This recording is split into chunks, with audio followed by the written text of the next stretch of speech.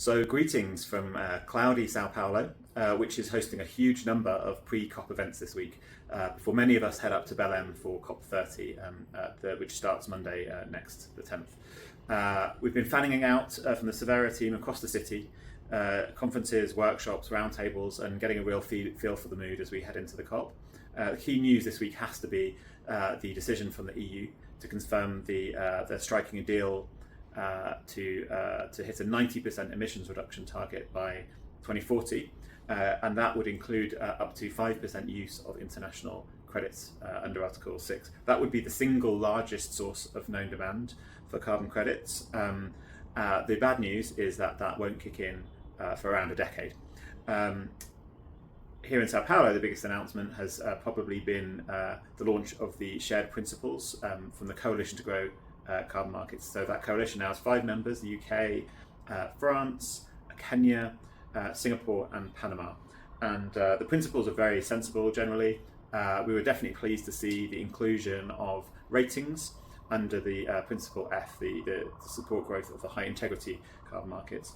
Our Brazilian hosts have also been busy, yesterday announcing the creation of a new national secretariat for carbon markets, and that will coordinate all of the carbon markets activity in close coordination with the ministries of finance and environment. And that's another sign that Brazil is definitely serious about carbon pricing and moving forward as fast as it can. Here, in our engagement with all parts of the ecosystem, that would be banks, governments, developers, NGOs, it's definitely implementation is the theme. It's definitely the theme from COP, given last year's progress at Baku, finalising the rules for Article 6. Now the focus is just getting things running.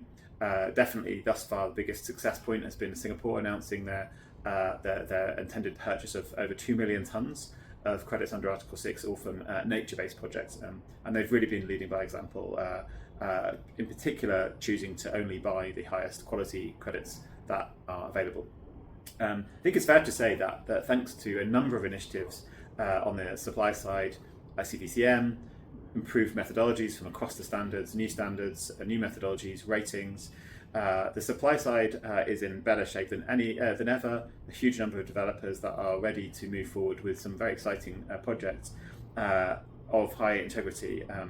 All of the project proponents are looking for is reliable sources of demand that make the projects bankable ideally, and bring capital in. And that's really driven by Corsia at the moment, and the use of, which is the aviation sector's industry initiative, and the use of project-based credits in compliance schemes.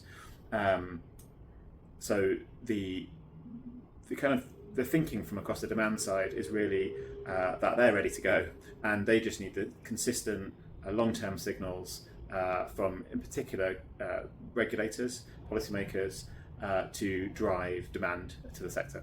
And that's going to be a focus definitely over the coming days as we head into Belém.